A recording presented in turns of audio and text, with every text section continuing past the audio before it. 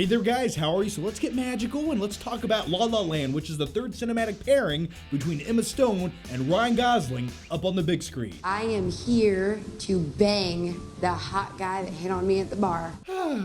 Why can't Emma Stone say things like that to me? So what's La La Land all about? Ryan Gosling plays a struggling jazz musician and Emma Stone plays a struggling actress, and by randomness, they meet. And very quickly before we talk about La La Land, I wanted to let you guys know I was invited to an early screening of this film at the Zurich Film Festival a few months ago. And if you guys want to check out my Zurich adventure, my journey where I go to the film festival and watch movies and do other weird stuff, that's located on my second channel, John Flickster. I'll put the link down below. Now let's talk about the movie. La La Land is a musical, and when it comes to musicals, they're probably my least favorite genre. I'm a dude, I like action, adventure movies, sci-fi, I like gooey stuff dripping out of aliens' mouths. And with that said, I'd say my two favorite musicals of all time are probably Willy Wonka and the Chocolate Factory and The Wizard of Oz. Yeah, I've always wanted to be the Tin Man and own an Oompa Loompa, don't ask questions. Now when it comes to this movie, the thing that got me most excited about the movie was the director behind it, because it's directed by the same guy who directed Whiplash, and that was one of my favorite movies of 2014. And after watching Whiplash and La La Land, it's pretty obvious the director of both films is a proponent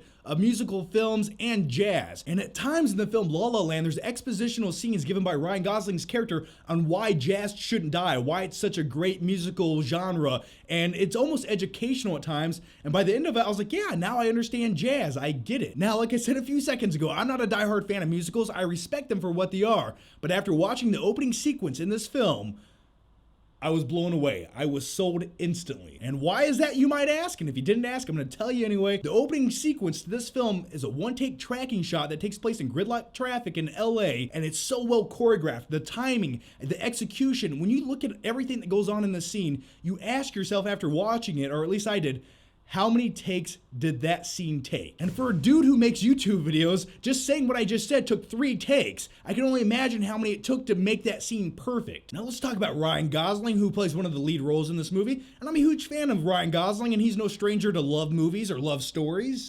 What do you want? It's not that simple. What do you want?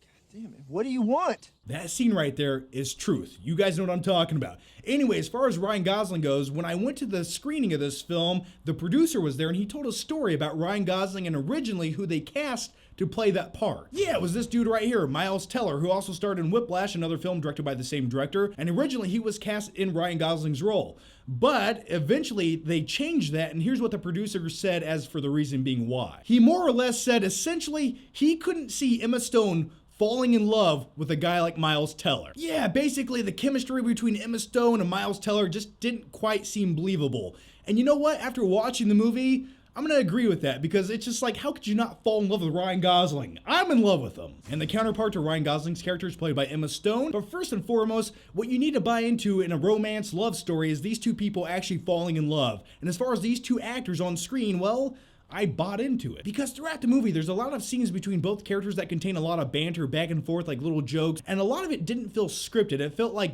improv, and I like when things like that happen in movies. As far as the overall tone and narrative of the movie La La Land goes, it's essentially the progression of a love story. There's ups and downs. It follows these people from the beginning of meeting and working at the kinks throughout the relationship and how they end up later on in life. And I would say the message that this movie conveys, or at least the message I got from the movie, is sometimes when you get what you want in life, you don't really get what you want, and you have to make sacrifices along the way. And it's a little bit depressing, and the movie might leave you with a lump in your throat, or it might make you think about your own personal experiences.